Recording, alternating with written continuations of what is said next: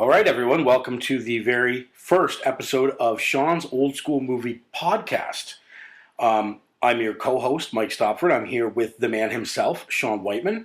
And basically what we're going to do is we're just going to talk for a little while about a certain topic of movies and maybe get off track, and who knows what's going to happen, but I guarantee it. Well, I'm not going to guarantee anything, but hopefully it'll be a little entertaining for everybody. Yeah, don't guarantee anything.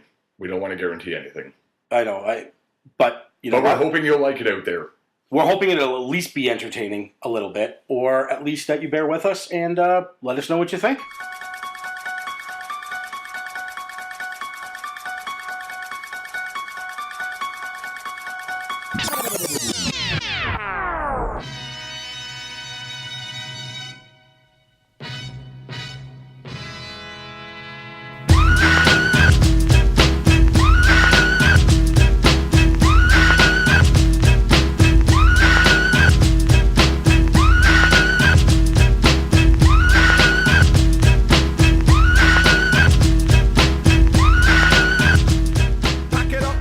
So welcome everybody, and so we figured, this being middle of October when we're doing this one, coming up towards Halloween, we thought what better way than to kick off with basically a genre that is Sean's specialty, which is horror movies. Not exactly my specialty. I'm going to let you know now, I'm a few years younger than Sean. We have a different perspective on some of the movies. He's a big fan of the classics, especially horror movies. Yeah, I'm not so much, but we'll see how it goes. Okay, what would you say is your favorite scary movie of all time? Favorite scary movie? I think the one that actually scared me the most was the original It. And I was really young when I saw it. Like, I think I was 6 or 7, and I can't remember if my uncle rented it or we watched it on TV or something, but I remember watching it as a kid and it gave me nightmares, and to this day I'm still nervous of clowns. And I work at McDonald's, and anytime Ronald comes for a visit, I do everything I can to avoid the guy. And I think it can trace back to that. I was a little bit older than you when I saw the original It. I was 12, and that terrified me, and I did not watch it again. I did not watch it again until I was 30, and I went and bought it. And I still couldn't watch it. I was still terrified. I didn't even watch the whole thing. Yes, I'll clearly admit that right now. And I shut it off, and I was still terrified. And I remember I gave the movie away to somebody because I didn't even want to own it. I didn't even want to keep it. So would you definitely say that is a classic horror movie then? I don't know if I would consider it a classic, but it is definitely something that, like, even though it's not, like, terrifying, it has a tone. Like, it has a feeling to it that makes it genuinely terrifying. And I don't know what it was, but there was a feeling about the film that it made it terrifying. And I think about it now, and I don't know why I was terrified with it, but... On that note with it then, so, like, what makes a horror movie? Like, what to you is... like the quintessential, like, it could be, say, shared plot lines or the same type of thing, but, like, what makes a classic film? Is it how much you're scared by it? Is it okay? I have to say, when you talk horror films or scary movies, they kind of fall in line one by one, like with the same kind of ordeal, but there are differences. If we take my favorite film of all time, scary movie or film of all time, Alfred Hitchcock's Psycho, which is I like to call the definitive suspense film. There is great concept of tension building in this film. And there's nothing pleasant about it. Even the music throughout it, there's no calming concept of film.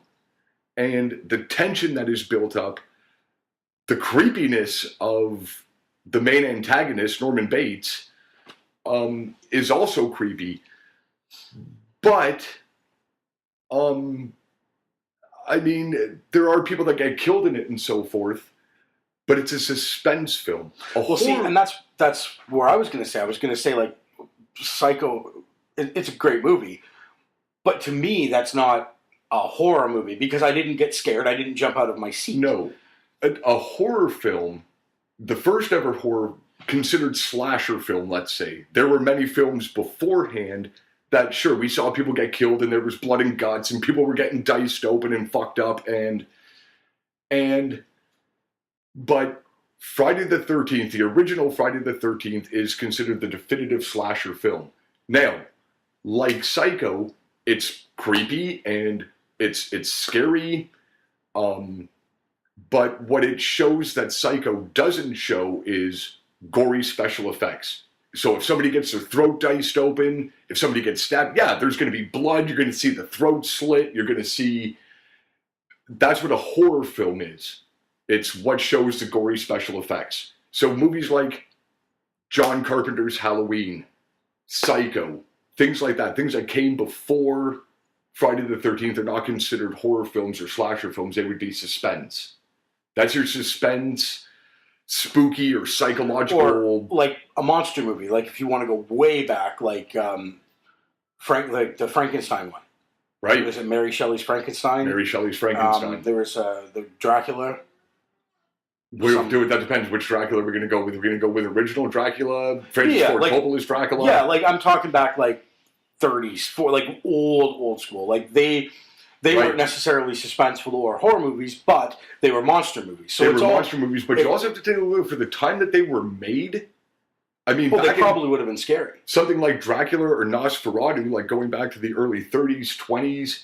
Oh, shit, they didn't have anything like that back in those days. I mean, to see a vampire and these victims being bitten on the neck and turn into vampires.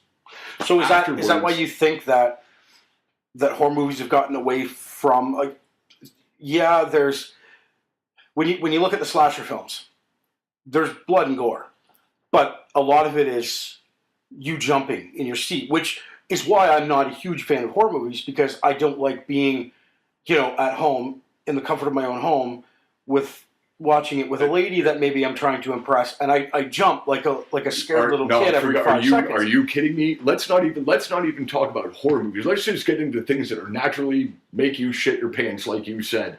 Okay, I cannot watch. I will clearly admit this again right now. I cannot watch Insidious by myself. Okay, I will seriously not sleep throughout the night. Okay, The Ring, I will not watch by myself. I will seriously not sleep throughout the night. Okay, these are freaking terrifying. Okay, Insidious most definitely. But is this, like, where I was going with it was, so back in the 30s, just the fact that you had a monster there made it scary. Right. And then you get into, Friday the 13th and stuff like that, and now you're scared because you're jumping, because they're popping out at you and things like that, right? But now you moved into something more, I think, more recent, where there's films that are more just about the gore. Absolutely. And do you think that's like the transition that people are making? Because now someone popping out of a closet to surprise us doesn't scare us enough. So now we actually need to see. But again, that's a rule for a horror movie or a scary movie. Even though films have evolved today that they're more gore, because there's no real scare benefactor anymore. We've all seen all that stuff while growing up and so forth. So now what more can I do now to make people cringe? Gore benefactor. Hear bones crushing when somebody's getting chopped up and, what have you and so forth. But it's not to say that you can still keep the jump or scare benefactor there. Now today, it's just about, how am I going to do that? How am I going to make that happen? So like, if we take, for example, if we go back again to older things, let's take Friday the 13th.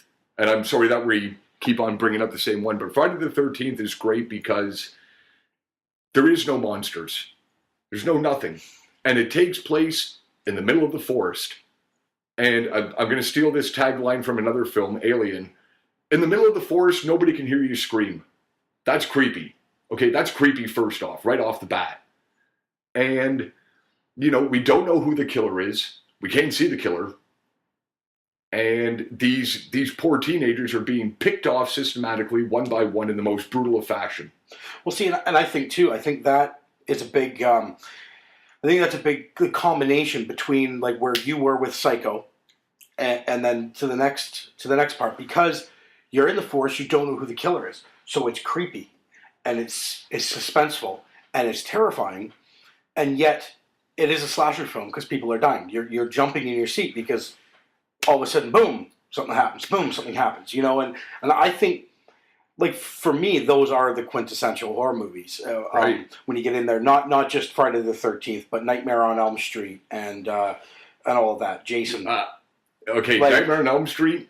Let's focus on something different because that's a great one that you brought up.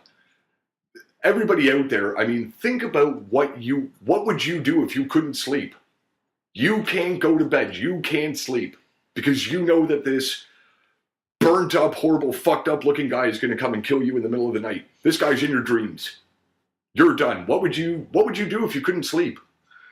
Well, That and see, alone that's is the thing. genuinely terrifying. It puts a time limit on things too, because there's only so long that you can actually not sleep for Right. before you'll just fall asleep. And no matter how you try to keep yourself awake, at some point you are going to fall asleep. It's Exactly. It's inevitable that, like, so, like, again, you take a look at things like other things that come into play now, like paranoia, like, now I'm in a race against time. Because I know I'm initially going to fall asleep and I'm going to die at some due point in time. I can't stay awake forever. So, what am I going to do?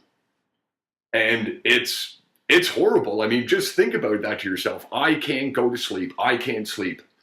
Or this guy's going to come and kill me. and Friday the 13th was another one that terrified me as a kid. I remember, and I mean the Jason movies. That is Friday the 13th. Friday the 13th. Which one am I thinking of then? You're thinking of Freddy.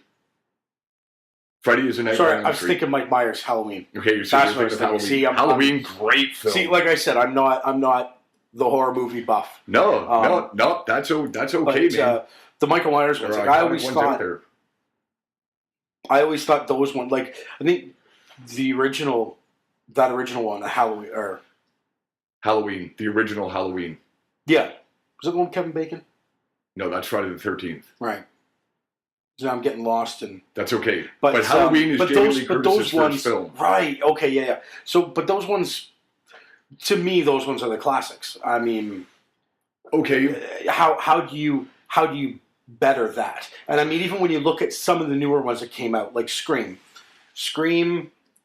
was not followed that same sort of premise. no. Okay, I'm sorry to interrupt you, but I'm going to stop you because you brought up a great one. You brought up Scream, and I was talking about this the other day at work because we were talking about horror movies at work. And Scream is an awesome horror movie. Okay? It is scary. You'll never want to answer a phone ever again, for those of you out there who have never seen it. But at the same time, we are making fun of horror movies while we're making a horror movie. There's a scene in the film where Nev Campbell's talking to the killer on the phone and there's all like, oh, please, you know I don't watch horror movies. You know I don't watch that shit because it's just some stupid big-breasted teenager who should be running out the front door when she's running up to her bedroom and then she gets cornered upstairs in her bedroom and gets killed. And then the fucking killer jumps out at her and what does she do? Runs upstairs to her fucking bedroom. And that shit's funny, but at the same time, it's terrifying. But that is the beauty of it. It was a horror movie that was... It was a horror movie that, to me, followed a very similar line to Halloween and Right. Friday the 13th, in that the killer is stalking them and they're trapped and they got to get out and they can't get out. Right. But it made fun of it at the same time. It made fun of it at the same time, but another great... But that, to me, also made it more realistic, because how many times have we watched a horror movie and you're like, oh, there's a killer after me. Yeah, I should go into that abandoned house. Right. That's where I should try to hide. I should just run and Or hide it's in there like- because nobody will look for me in there. Yeah, or it's like, oh, the killer's in my house. I can run out the front door where the neighbors are and possibly, police cars driving by and things. No, I'm going to go lock myself in a tiny bathroom that has a flimsy little door. Or a window I can't no get way out out. of. Like, how... It always makes me laugh, because I find, like, with a lot of the horror movies too now, you watch it, and then the first 3 minutes, you can pick out which one's going to die first. Right. You're like, okay, you're an idiot, you're going to die. You're an idiot, you're going to die. Oh, you're the girl who you're going to live, and your boyfriend is going to sacrifice himself to save you, kind of right at the very end to allow you to escape. You're going to be the only one that lives, and like they all kind of follow a predictable plot line to an extent. So, like, is something like that what makes, like, does that make it a good horror movie? Like those, like that sort of specific plot line? Well, okay, a horror movie. There are many things that you've brought up, so just kind of bear with me. Yeah. Going back to, say, something like focusing on Halloween. Now, Halloween, unfortunately, has been remade by Rob Zombie. And again, I'm sorry for all you people out there who like the Rob Zombie one, because I think I think his approach to it was just horrible, and I don't think it should never have been redone. When I go to watch a horror movie or a scary movie or something like that, like if it's more than an hour and 40 minutes is pushing it, I am not interested. Okay, I am watching a horror movie for the same reason I would watch a kung fu movie. I'm not watching a kung fu movie for the storyline. I'm watching it to see people get the shit kicked out of them. Okay? For the same reason I'm watching a horror movie, I am watching it because I want to see these annoying teenagers or characters get killed off one by one. And like Rob Zombie did with Halloween, I do not need a fucking 1 hour backstory about Michael Myers, okay? The guy's crazy, okay? I don't need to see him growing up in a mental institution. I don't need to see whatever the fuck he does. I don't care. I want to see this guy kill people. And I'm sorry, but that also killed the Michael Myers character. John Carpenter did it. Super awesome. We see this 6-year-old kid kill his sister, and then we just jump 15 years later. We don't know anything about the guy. We just know he's fucking crazy. We don't know what his intentions are either, or anything like that. And I'm sorry, I should say right now, there are going to be spoiler alerts in this podcast, in case you people haven't figured that out yet. And possibly some controversial language as well. In case you haven't figured that out yet either. So this we got another avenue we can go down, which I think we're going to definitely have to hit on later, which is going to be remakes, but I don't want to get into that yet. So Rob Zombie did a terrible job with Halloween, is what you're saying. Absolutely. Okay.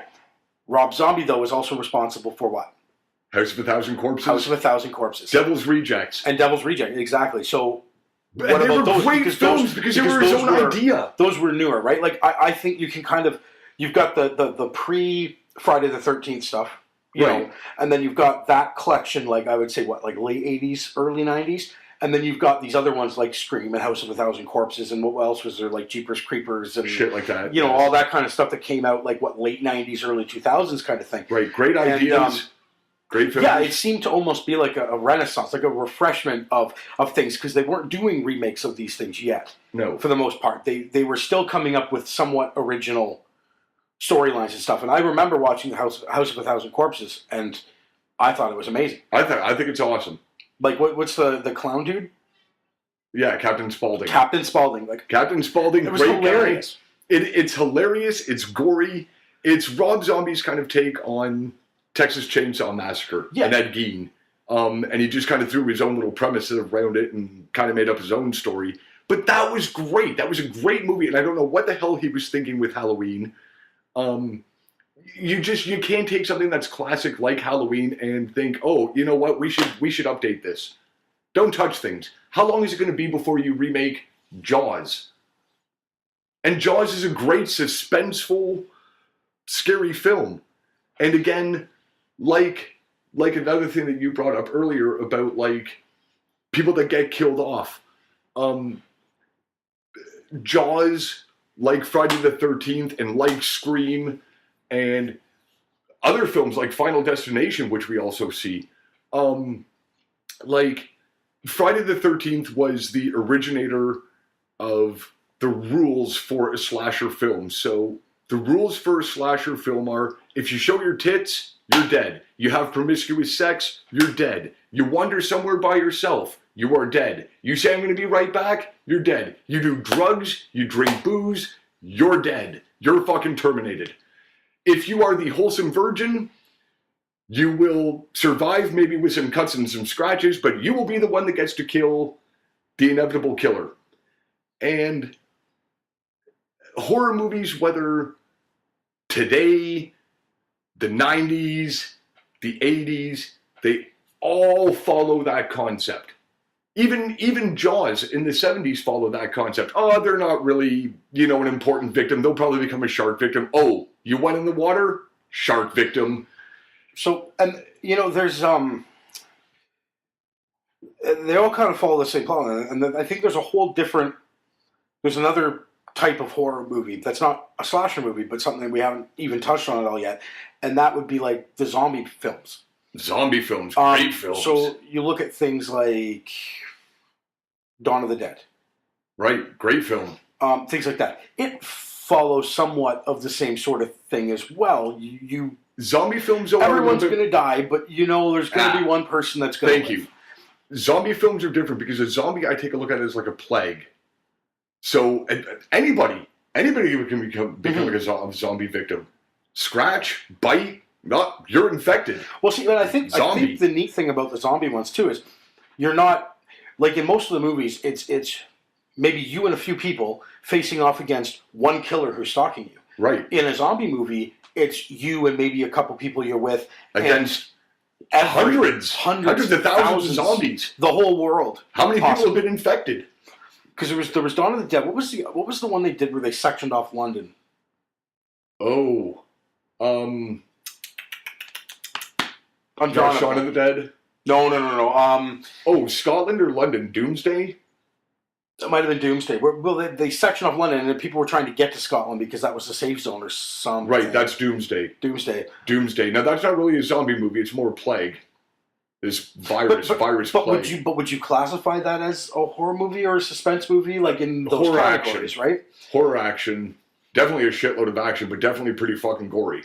Like I'm just trying to think of like some newer movies that have come out in the last like decade and a half that are good and can stand up against some of these classic ones. Like Cabin in the Woods. Cabin in the Woods is great. There's some good ones. Other things though, like sometimes depending on what you're doing, like concepts of a film sometimes can grow too big, and I find that kind of kills the film. 28 Days Later, great zombie movie. Mm-hmm. And you know what? I would probably watch it. That was the one I was thinking of. Yeah, okay. I might have gotten my plots. We might have gotten confused, but sorry about that, everybody out there. 28 Days Later is the one that I was thinking. Not Doomsday. Scratch out Doomsday. Forget we even said that. We didn't even say that. But 28 Days Later, freaking awesome. Totally friggin' awesome. And it's a story that starts out as something small. These animals that are being used as test subjects and are infected. They get out, and next thing this guy wakes up and like just everybody's gone. Just gone. And everybody's obliterated. And obviously people are fans of this because you look at, like, not that we're getting into TV or anything, but you look at The Walking Dead. It's been like the biggest show on TV. I don't get it though. Why zombies? What the fuck can you do with a zombie movie that hasn't already fucking been done? Why zombies? Well, I know. I think the reason, like Jason, say The Walking Dead is successful is because it's on TV. Right. They can develop everything. It's a series. Yeah, so much more slowly. But in a movie like 28 Days Later, it's just action. But sometimes, too, it almost feels like you're packing a lot into a movie. Like I know another zombie-type virus-y movie that I really liked, and I know people seem to have mixed opinions on it, but I Am Legend. I Am Legend... I thought it was sort of a zombie movie, but it was it was quite simple in the fact that it was one guy, for the most part, right, facing off against these things. It wasn't a group of people, and he wasn't trying to even really get somewhere. He was trying to cure it. Turns out because he was responsible for it.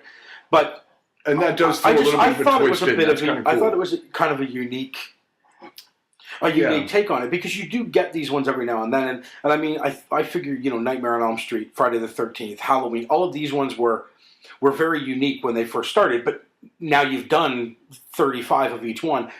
So it gets, right. It probably gets a little, you even had was there not Freddy versus Jason? Like, yeah. You know what I mean? Whereas you get some like I Am Legend that I think stand alone as being very different. And another one actually that I thought kind of stands alone was completely different, especially when it was done. And probably scared me almost as much as it was the Blair Witch Project. Blair Witch Project was awesome. I went to the theater. I think I was in grade 7 or 8, and I went to the Blair Witch Project in the theater here in Kincardine. 5 times for me. And I went with my friends, and we watched it. And when we were done, we had planned that night, and we went through with it to camp out the railroad tracks outside of Ripley. So we walked like 1.5 kilometers out of town, down the old railroad tracks, in the middle of nowhere, and camped down by the river.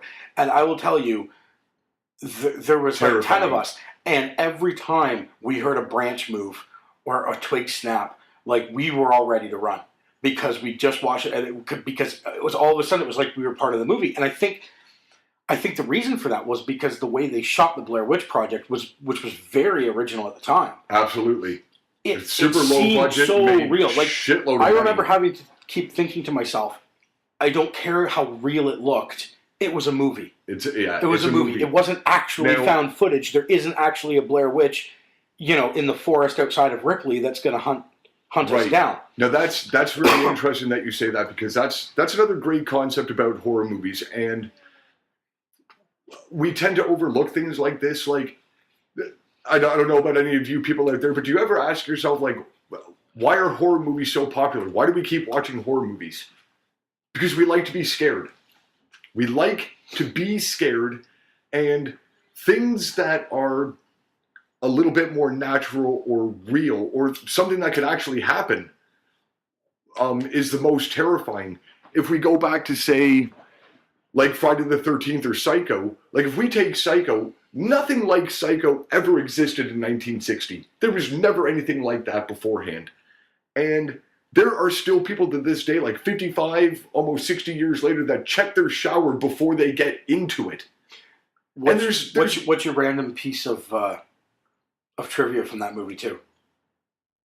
I have a random piece of trivia About a toilet. Oh, that's right. Psycho is the fact that Psycho didn't also, there was never really anything like that before. Back in the time too, it was crass to show a toilet flushing, but it was relevant to the story. So they showed this toilet flushing at the time, and there were so many things that were controversial about the film. I just love the fact that a toilet, they showed a toilet being flushed, and it was controversial because it was relevant to the story. I mean, back in those days, you go back and watch older movies before Psycho. If somebody goes to the bathroom, they will not show the toilet flushing because it was crass. It was where you did all your dirty business. I just shit in a toilet. I pee in a toilet. I just find it funny. People don't show it flushing, but it was relevant to the story. Makes you wonder if you could take a movie like The Human Centipede back to 1960 and show everybody if their heads would just explode. People would probably have a freaking stroke.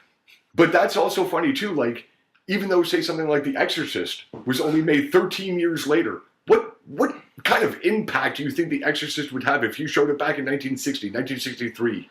The Exorcist is a great movie too. It's a classic, and I think The Exorcist was controversial too, but not so much because of anything like a toilet flushing, but because of the religious context to it. Because that's a whole other thing. Like, because we've talked about slasher films, right? And we talked a little bit about zombies. But demons. We have not even touched about demons and the religious thing, because think about all those movies, and it seems recently, like in the last 5 or 6 years, demons have become more things for films. Become a lot Paranormal Activity, Insidious, and that's the thing. So, and then you can offshoot from the demons into the whole thing with ghosts, which I guess was sort of like the Blair Witch Project. I think she was supposed to be a ghost of a witch. Yeah, or something. Ghost Witch. But then you look at Paranormal Activity, because that was another movie that scared the hell out of me. Absolutely. And it looked real. And I was in my late 20s, I think, when we watched that one. When I watched that, but it looked so real. And we've all heard that noise at night in our house that you're like, I don't know what that was. I'm sorry, man. I think my apartment is haunted. Okay, like, I hear shit in my apartment on a daily basis, and I have a cat, and I know it's not a cat. Your apartment, though, is above where Sandy's used to be, so it probably is haunted. It could be haunted. The ghosts of overpriced Nike T-shirts from the 1980s. You know what? Okay, I have told this story on many occasions, but when I first moved into my apartment, I remember sitting there making a playlist on my iPod.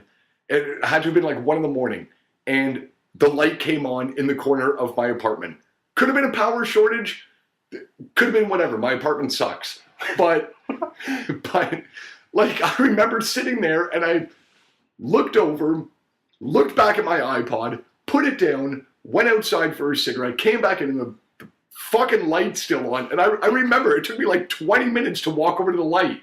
Because I'm like, is there something going to be there? Is something going to jump out at me? And I went to go shut it off, and no shit, it was on the off switch. The switch wasn't even turned for on. See, I shut it off. As a guy who's, me personally, very scientifically oriented, I probably would just think that maybe you should buy a. Oh, I'm sorry. Would you like to switch spots when that shit happened? Because I guarantee you would have put your pants and been outside. Because as much as I don't necessarily believe in all that kind of stuff, I hear noises here every now and then where I'm like, I don't know what the hell that was. Dude, when I went and reached for that switch and it was already off, I shut it off, I unplugged it, I unscrewed the light bulb, I took the light bulb outside and smashed the shit out of it, and that light has never been turned back on. Oh, okay. No, the light has never been turned back on since. Okay, but see, all right. So back to I want that light gone from my apartment. Actually, why do you still have it? I don't know. Because it comes with the apartment. Does it have a bulb in it now? No, I smashed the bulb. I told you that. It has a hat over top of it. It wears a silly birthday hat. Oh, good. And, okay, so Paranormal Activity. That one was great because there was really nothing to it. Like, when you think about it, right? It was just a dude that set up his camera and recorded his house of the concepts of the life of him and his wife. But I will tell you, that one where she's laying in bed and whatever starts happening, and then the guy sits up, and all of a sudden, all you hear is do, and the door slams shut. Screamed in the theater. I swear to God, I got goosebumps thinking about that right now. Absolutely, it was just like holy shit. And now I find this Paranormal Activity went on. We're going to get into a different subject here. I found they just kind of started getting hokey, like the Saw movies and like other horror franchises that go on for long periods of time. Horror comedies.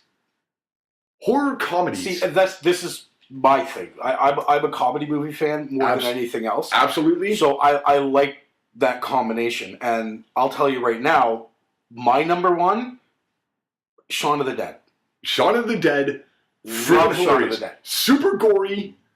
And got some kind of like moments, but absolutely hilarious. But see, and I think one of the reasons I like that one too is because I think it's more like, because I would like to say if a zombie apocalypse broke out tomorrow, I would go find all these guns, and I'd run around with like guns strapped all over me, and I'd be saving everybody's life and blah blah blah blah blah. But in reality, if a zombie outbreak happened right now, for me and you, it would more be Shaun of the Dead, because we would have like a hockey stick, and we would be whapping zombies in the head with it, and we'd be trying to get to the Bruce so that we could lock the door and have a drink and wait for all this to blow over. I think I'm going to want a dry martini after all that shit happens.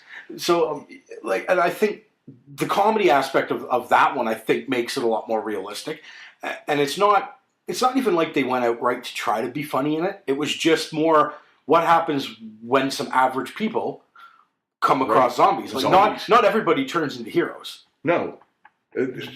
Sometimes you just run around and throw records at them. Right, absolutely. Because but to me that also gives it a little bit more of a realistic concept. Anybody can sit there and say if zombies took over, I'd be out there kicking zombies' asses left, right, and right. I'm pretty sure you wouldn't be. You'd be in your bedroom shitting your pants. Yep. Okay, because there's zombies and I don't want to become a zombie. I also like the fact that the zombies were around for like a day and a half before they even realized that the zombies were around. Before anybody even realized that there were zombies. Just, look at that stupid drunk person. Like, my favorite that has become a cult classic over time, Evil Dead.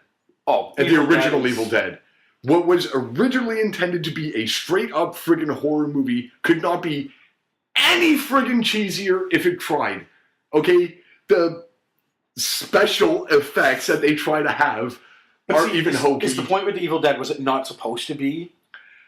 Was it supposed to be cheesy, or was that? I don't know if it was supposed to be super cheesy or not, but Sam Raimi at the time had an exceedingly low budget, had to get the help of a bunch of other people to even be able to fund this film, and the outturn concept is it's a great, genuine concept for a film, and over time has spawned countless sequels, and even including like 20 years later, 25 years later, this continuation of this story with this Evil Dead. Because all these people that found the Necronomicon, whatever it was, I mean, you take it, of course I'm intrigued by this book, you open it up, there you go, Unleash the Demon. And off it friggin' goes. Definitely put Bruce Campbell on the map as well. And I can't think of a lot of other things Bruce Campbell's done, but you know what? He makes appearances and things. But I mean, he's always going to be known as Ash. Ash, from Evil Dead. And not only that, like, I mean, Army of Darkness, which... Awesome! Which, I'm sorry, but there's no way you can tell me they didn't intentionally try to make that one cheesy. Yeah, exactly. You had the budgets by just stupid time, but you still made it hokey and cheesy. Are you the good guy? Good? Bad? I'm the guy with the gun. I'm the guy with the gun. Right, exactly. Perfect. Even like other horror movies... okay, again, I don't know if you would call it like a horror movie, but like, let's take Jaws, for example. The original Jaws, Spielberg even clearly admitted in that like, for as intense as the film was at the time when it was made, he threw in deliberate moments of hilarity to show us that the shark is fake and stuff like that, to set people at ease. Because again, at those times, horror movies, great horror movies, are things that you have to think about in your head could really happen. Why not in the middle of the forest, like Friday the 13th, could somebody just not start picking you off one by one? That's fucking creepy. Who's going to see a killer in the forest? Hell no, this guy just going to come running out of nowhere, wham, hack you all to pieces. Or Jaws.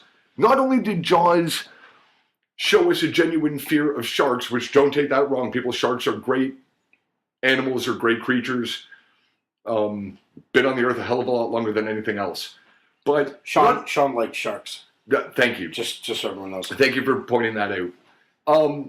Not only did it show us that fear, but it gave us a fear of the water. How many of you out there, like after seeing Jaws, because I'll tell you this much, myself personally, that taught me to swim under the water really quickly with my eyes open. You know, there's actually a name for that, and I think it's like paranoia. No. It's like, I hate water. It's like thessaliophobia or something like that. It's a fear of open water, a fear of not knowing what's in the water. Yeah, well, I'll tell you this much. I won't go on an air mattress ever again either.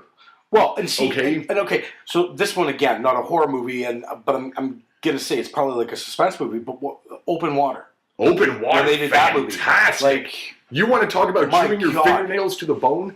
Think about being left out in the middle of the fucking ocean. What the hell are you going to do? That alone is scary. Nighttime. What are you going to do? Nobody's going to find you.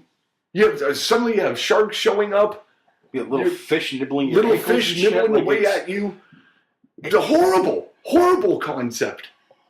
The fact of it is just genuinely terrifying. Terrifying. But I think all of that too. I think a lot of that spawned from Jaws, because all of a sudden people are starting to realize, like, hey, there could be things living in the water. And that's the same sort of thing when you look at the ghosts, like ghost movies. You don't really know what's going on. Absolutely. Right? Just because you have never seen and one, then you look at like a suspense one. So say like The Sixth Sense, where the kid can see ghosts. Absolutely. And there's ghosts everywhere. Absolutely. And most people just aren't even aware that they're there. That they're there. I mean, think about this, ladies and gentlemen. Think about where you're living right now, and think about how many other people have lived there. What's happened in your house that you live in? What's happened there? Do you know? I've been living in this place for 3 years, but 2.5 years. But this place was built in like the 1800s. I don't know what the hell's been going on. Beats me what the fuck's happened here. The last 200 years. And I mean, take a look at real life history. I mean, there are people that actually live in the Donnelly house in Lucan. Yeah. And they have gone on countless of encounters with people, with weird things that happen, and their fucking dog will not even go to the second story of the house or go to the basement. And like, that is creepy. I mean, that is genuinely There's another creepy. one. People keep moving into the house too, where this actually happened, and I'm blanking on the movie name. Amityville Horror. Amityville Horror. True story. And people move into the house. This normal guy who sat there and thought that, like, you know, he had great normal life and everything like that, and just one day, just something snapped in his head or something told him to do whatever, wind up blowing away his whole entire family. and that's it. And yes, this house still exists as far as I know. And people live in it. And people live in keep it. moving into it. Like, why would you even run that risk? Okay, but again, Well, it's like I said before. Why do horror movies do so good? Because people like to be scared. You can't sit there and say that, like, as creepy as it wouldn't be to say live in a creepy house or something like that where some shit has happened, that you wouldn't want to turn around and say, I live in this house. Because it's intriguing. But I would watch the Amityville Horror as a movie and get a little and scared and nervous, whatever, watching the movie. Right. But I wouldn't want to live in the fucking house. Because who knows No. what can happen. I wouldn't even want to live in the house where they shot Family Matters in case I decided to start being mean to my nerdy neighbor. Right. Like, I want to take unnecessary risks there. Like, why would you build your house on an Indian burial ground? Okay, yeah. And then be surprised when you hear the voices coming from the TV. Yeah, Because exactly. that Get out. that is No. another classic movie that I think people overlook when they look at classic, Absolutely. scary movies. Is Absolutely. Poltergeist. Let's take a look at. Okay, man, fucking A, I am so going to stop you right there. Let's take a look at fucking Poltergeist. Okay, so first off, this little girl that is in the movie is now fucking dead. Okay, she died at what, 12, 13 years of age, something like that. Mm-hmm. Okay, In real life. in real life, this girl is dead. There was countless rumors that the film was cursed while it was being made, and I actually read about a month ago, Googling Poltergeist, that apparently somehow the director Toby Hooper got away at the scene at the end where the lady falls into the pool and she's all yelling and screaming, and these corpses start popping up. I swear to God, I don't even know how this is possible. The guy got away with using real corpses. I swear to God, Google this, Wikipedia, the original Poltergeist, 1982, the guy used real corpses in the fucking pool. Those are real fucking dead bodies when they are popping up out of the pool, I swear to God. You think there'd be some sort of law here? You think the EPA would be like, no, I don't know, sorry. unless like some hospital lent you medical cadavers and you just let them rot over time and chuck them in the fucking pool? I swear to God to you, I wish I could find it right now. The guy used real corpses in the pool. Okay. I don't even know what to say to that. Okay. There are other things like for films, like sometimes not all actors are amazing actors, okay? And sometimes great extents have to be made to get the reaction out of them that we want. I mean, how many of you people out there can cry on set? Like just cry on demand. Like just like that. Can you cry like on demand? So say for example, if we go back to The Exorcist, when Jason Miller first encounters Regan as the demon, and he's talking to her, trying to find out what's going on, whatever, and she vomits in his face. And the director never told the actor that this was going to happen at all. So that the reaction on his face would just be genuine disgust. And just, that is just fucking nasty. Ugh, ugh, like this vomit on my face. Or, also at the end of the film, after Jason Miller has killed himself, sorry, spoiler, it was late at night, it was cold, everybody wanted to go home, and the priest that goes over to read his last rites to him and so forth, couldn't cry on demand. And William Friedkin had said, cut, stop, whatever, brought the actor over and looked at him and he just looked at him and slapped him across the face. Just nailed this guy across the face. And the guy started crying. And he said, perfect! Get back out there and do what you have to do. Because we're cold and we want to go home. And you can't cry on demand. Get your ass back out there now. Now, you're crying. Go. And these great extents have to be made. And so, sure, you might get the same reaction if fake corpses jumped out of the pool and so forth in a horror film. But what kind of a look would you get if a real corpse jumped out of the water at your face? and started blah, blah, blah, blah, all over you. And Well, I mean, And so forth. personally, I'd be talking to my actors union and being like, "Is he allowed either to that do or I this?" want more money. You better be giving me a shitload more I'd money. be calling the CDA and being like, "Hey, I need you to test me for like corpse germs, Corpse germs, this is salmonella, or nasty. something. I don't know." But like, Absolutely.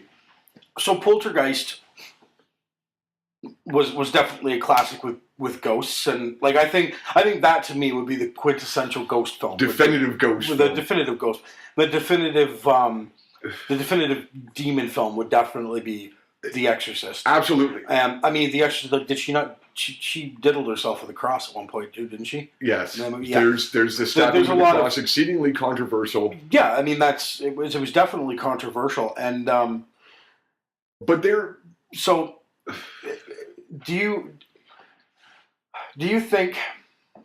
Like we talked about the Halloween remake right? and how much you hate that. Do you think there's a chance that they're ever going to remake The Exorcist? Do you think they're ever going to remake Poltergeist? No, but there have been a lot of Exorcist sequels. Did they remake Poltergeist? Or were Yes. they talking about it? There is a Poltergeist remake. And getting back to Halloween, there is another Halloween coming out. They are revamping the original one, which John Carpenter does have talk in. He does have say in. It's supposed to be coming out in 2018. Jamie Lee Curtis is coming back to reprise her role as Laurie Strode. And I got to tell you, I downloaded the theme song for it because the theme song is done by Trent Reznor of Nine Inch Nails and Atticus Ross. And I got to tell you, as much as they kept the old school theme in there, oh man, this sounds like it's going to be freaking awesome. So you're awesome. excited for that one? I am excited for it, and I swear to God, if it sucks, I am never watching another horror movie ever again. Case in point, I went and saw the original or the remake of it, in the theaters about a month ago. It's just horrible. And I don't care about all you people out there who pumped your $300+ million into the box office. Go back and watch the original. Because this one was just horrible. Okay, it was just terrible. Okay, I thought the acting was terrible. I thought the story was terrible. Stephen King's It is not supposed to be a focus on Pennywise. It is not supposed to be a focus on the main antagonist. Sure, the clown's in there, and yes, he's scary. Yes, he's interesting. But the story is supposed to be focused on the kids and their genuine fears, and that they have to band together to do battle with this monster. If you were going to make a horror movie or something like that, get your things right, get your stories right, or whatever about what you plan on focusing on. So remakes aren't, and I mean, I think one of our plans is in the future we're going to do, I think, an entire podcast devoted to remakes. So we'll span all genres of that one. But just for the sake of our conversation today, so remakes aren't always a bad thing. They're not always a bad thing. There are films out there where remakes have actually been better than the original. And here's another one too. Most people don't know. Well, I don't think a lot of people know that Evil Dead 2 was a remake of Evil Dead. Because he had a bigger budget. So he wanted to redo the movie with a bigger budget. So, I mean, in that sense, I liked it. The special effects are a little better and things like that. But absolutely. But there is something to be said for the original. It was just so cheesy. So cheesy, but cult classic. Well, I mean, if you were to take in everything that it's made today and its popularity that it's gained today. But which ones have they remade? They've remade Halloween. They remade Poltergeist. I've never even seen the remake of Remade Friday the 13th, remade Nightmare on Elm Street, remade Texas Chainsaw Massacre. That's right. Did you see the new Texas Chainsaw Massacre they redid? Which one, the 2003?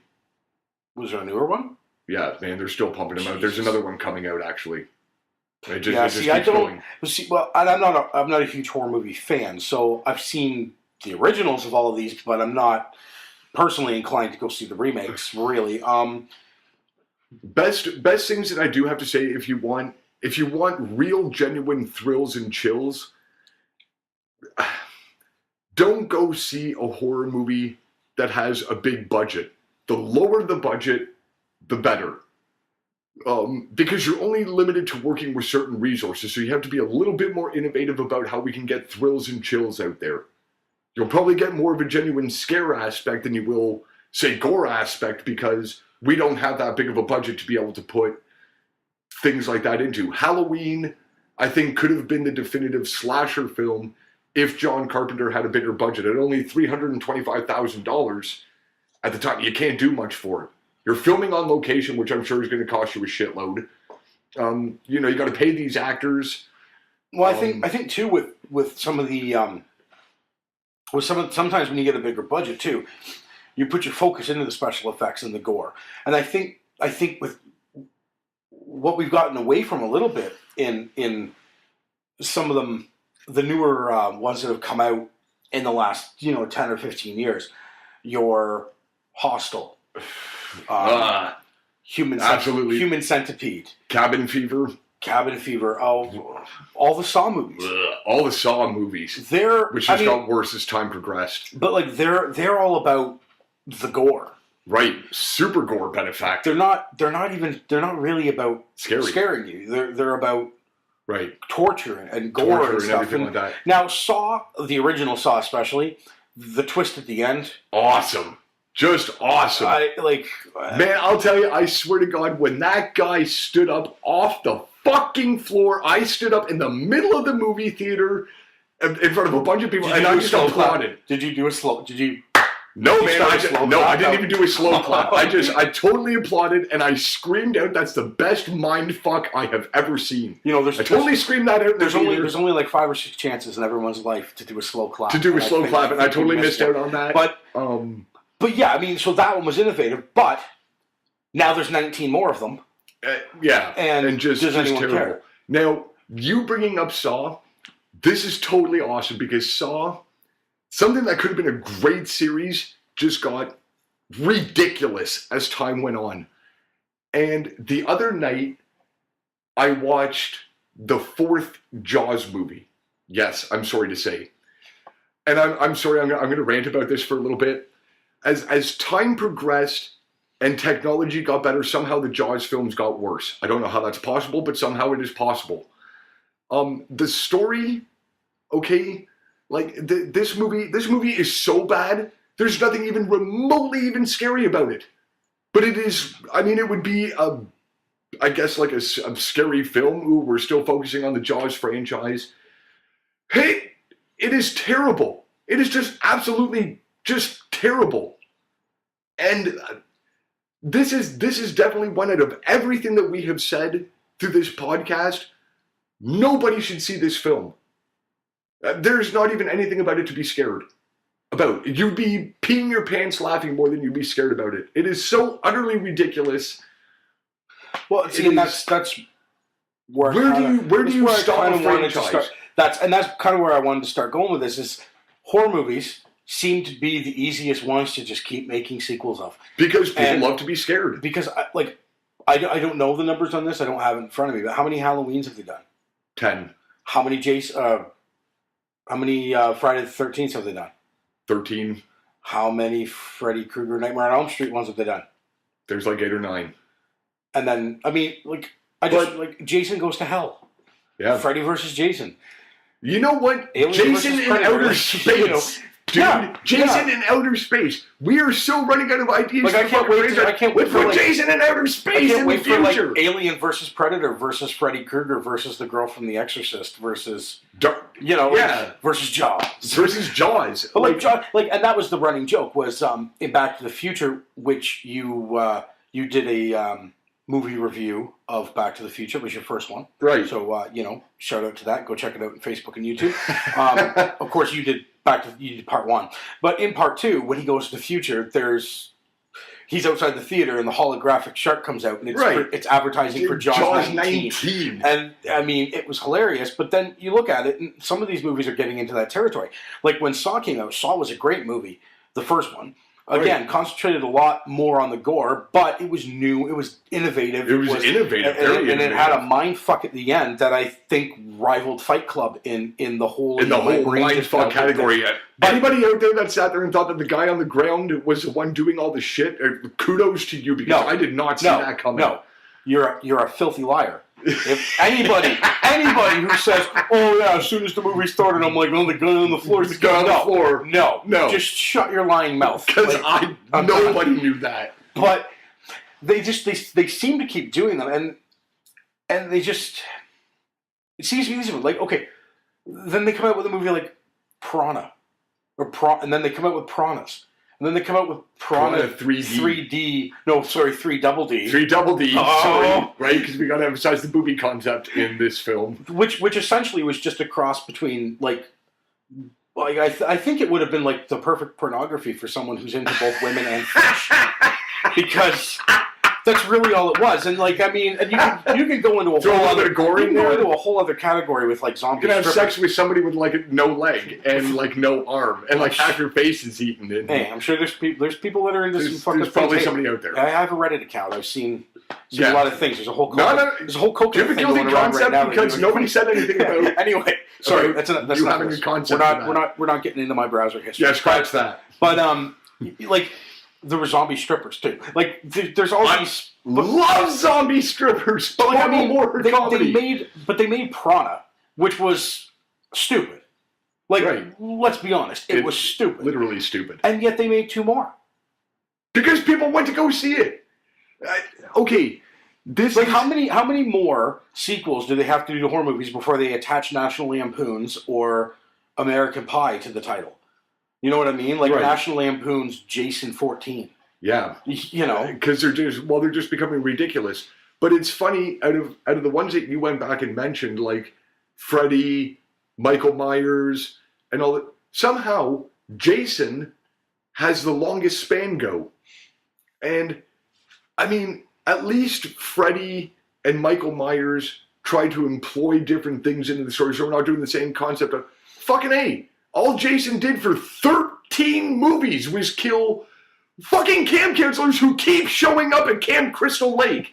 I mean, the guy in the back of his mind has got to be saying, why the fuck do stupid people keep showing up here? you think at some point, like, you know, the local police department would just be like, you know what, let's just shut this place down. How about we just shut it down? We're tired of spending our summers filling It's out paperwork on Banned. You can't come teenage here. murders. And but at the same time, Jason. Okay, there was originally only supposed to be 4 Friday the 13th movies. Number 4 is called The Final Chapter. Corey Feldman, of all people, gets to wind up killing Jason. You gotta be fucking kidding me. And, like, that was it. But it did so well, people wanted more. So we had to find a way to bring back Jason. And then it started coming to the point that the teenagers started becoming more annoying than the ones before. And Jason actually went from being the antagonist to the fucking hero. You're cheering for this guy. Oh my god, please off that annoying dude right now. Cut his fucking head right off, rip his guts out. I don't care. I don't give a shit. But, like, again, where do you stop? Well, that's the fucking thing, right? franchise. I you could basically mention any horror movie and it's got Any horror sequels. movie. Scream had 3 of them. Any horror But movie. Christ, even Scary Movie, which made fun of scary Scary movies, movies. had 3 of them. 4?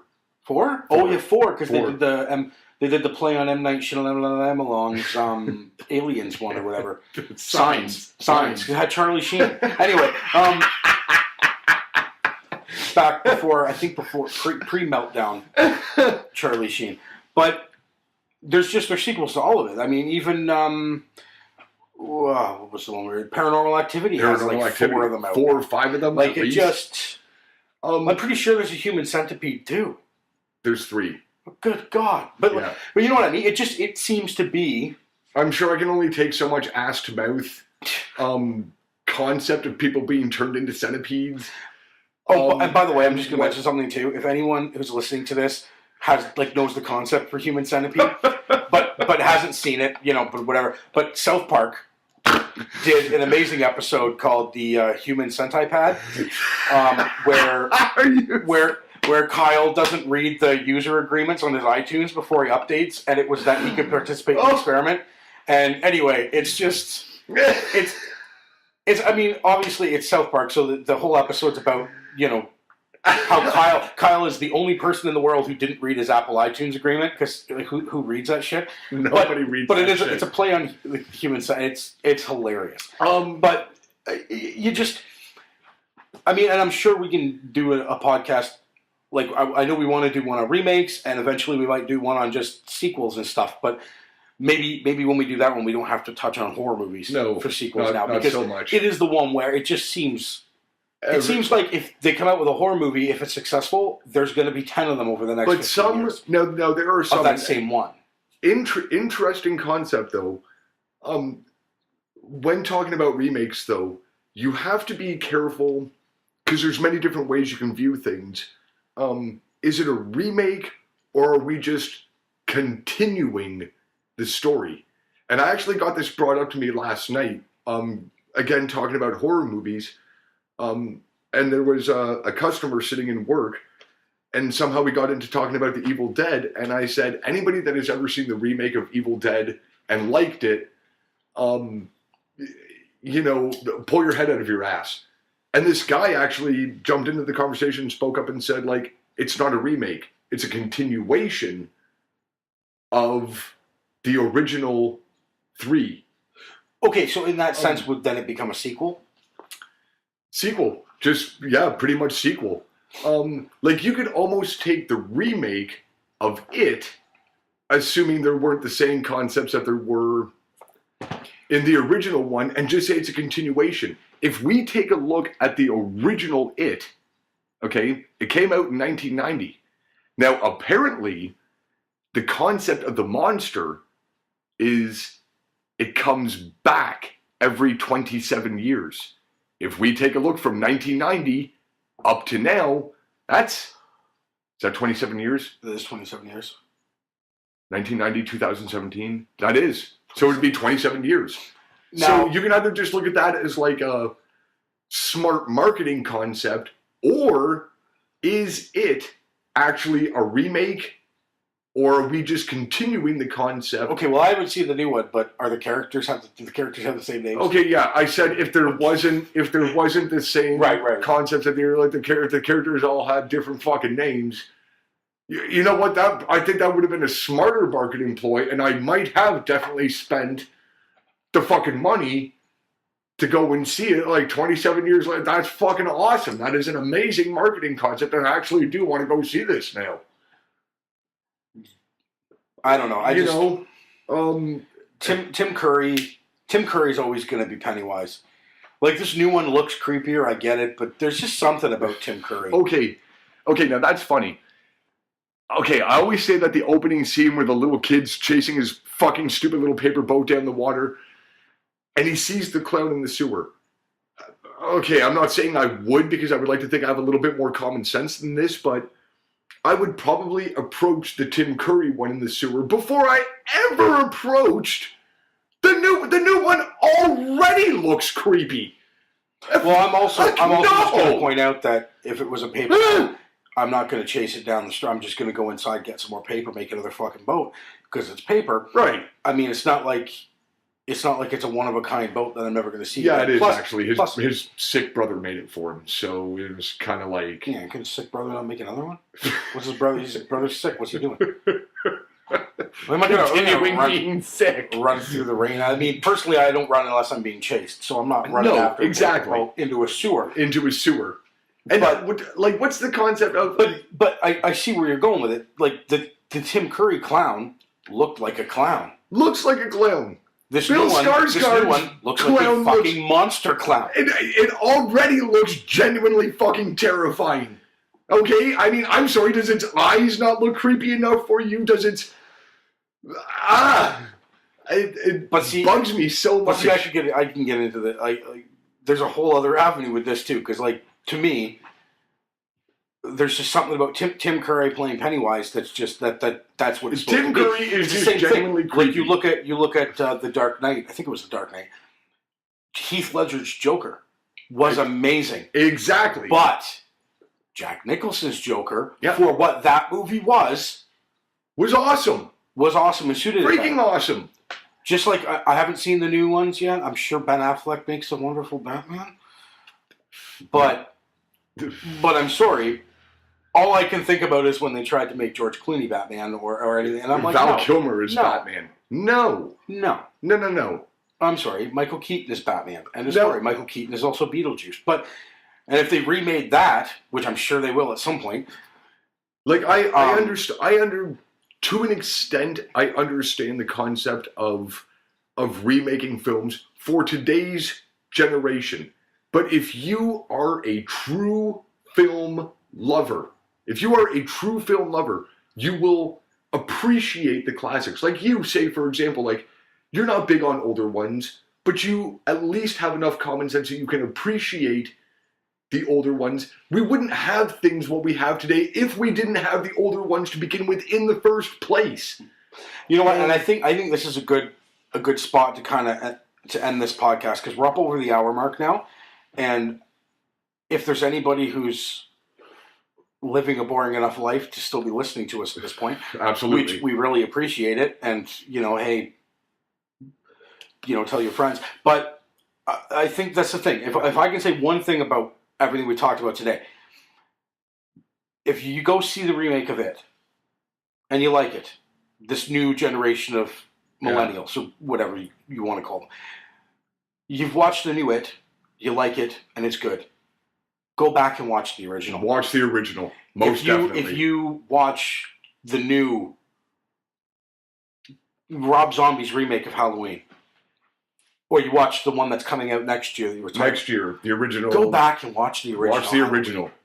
You know what I mean? Watch your remakes. Watch the ones that are updated and everything for this generation. But go back and watch the original, please. Because there is. I mean, the special effects aren't there. Sometimes the acting's not there, but there's just something special about them. Well, the special part about it is the fact they are being remade because the original ones, ladies and gentlemen, were ones that were huge blockbusters in the time. That's why we want to keep them going and bring them out to newer generations today so that people can go back and relive the original ones. But that's the key, is to go back and relive the original ones. And relive the original ones. Don't just watch the new ones. Go back and see the old ones too, and you'll get a better appreciation, especially for how far technology's come and filmmaking and stuff. Absolutely. But there's just something pure about the original one. Like, this was the idea. This was the, my last comment that I'll make is like, I wasn't born in the 60s or anything like that,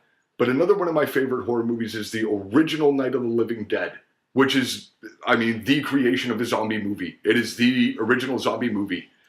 George Romero was the first one to do it, and of course he kept going with the zombie concept the whole time. Now, it's low budget, it's black and white, and it may not seem scary when you go back and watch it.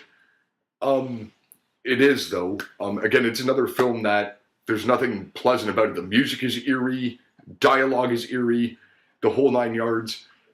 But try to put yourself in that mindset that if you were back in the 1960s, what would this film be like? So again, if you choose to go back and watch any of these originals, try and put yourself in the mindset of being in 1980, 1978, when Halloween or Friday the 13th came out, and how creepy it is. Or try to put yourself in that situation. Try to make yourself a part of the film when you're watching it. What would it be like to be in that situation? Pretty terrifying from where I stand, like just thinking about it, talking about it. Just appreciate the classics. As much as we evolve with the times, try to de-evolve yourself with the times and go back in time. Jump in a time machine and go back and see what it was like to relive moments like when these films came out. Couldn't have said it better myself. Cool. So I like that. Anyway, so this was the first episode of our podcast, and we hope you enjoy. Yeah, please. We've got some good ideas. I think we're going to we'll hopefully do one of these a month, and we've got some really interesting ideas for different things that we're going to do. But if you guys have any ideas, let us know what you think. That you want. Yeah, we're going to hit different genres of movies, different things, remakes, sequels. We might even hit on, like, we may even go as far as like Saturday morning cartoons. Concepts of film and society. There's so many different things. That we can do here. So if you listen to it and you enjoy it, that's awesome. And we're not going to be these people on YouTube that are like, well, if you liked it, subscribe, and if you really like it, smash that like button, and just, please just, feel free to give us your feedback. Yeah, just let us know how we did. If you want to subscribe to our channel, that's awesome. You want to like the video and share it and whatever, that's also awesome. We appreciate it. And yeah, like Sean said, if you've got any ideas for future topics or anything, let us know. Any criticisms, any thanks for your input. Thanks for your input today, Mike. That was great. And I should mention too, the other thing we're going to do is today it was just me and Sean. But what we're going to try to do for all of the subsequent episodes coming up we're going to have a guest with us, just a friend of ours or someone we know who's going to come in, different voice, different perspective on the movies and stuff. So you're not just going to be listening to Sean and I ramble on for an hour. We're old, so we can ramble for a while. We really can. Yes. So I had my bathrobe and my cane today. I'd still be going on. So yeah, so there'll be some guests, some different perspectives and stuff like that. So let us know, and if anyone watching, if you want to be a part of it and come sit with us for an hour and talk about movies or whatever, let us know. And just again, thank you everyone for listening, and we hope you enjoyed. Thank you.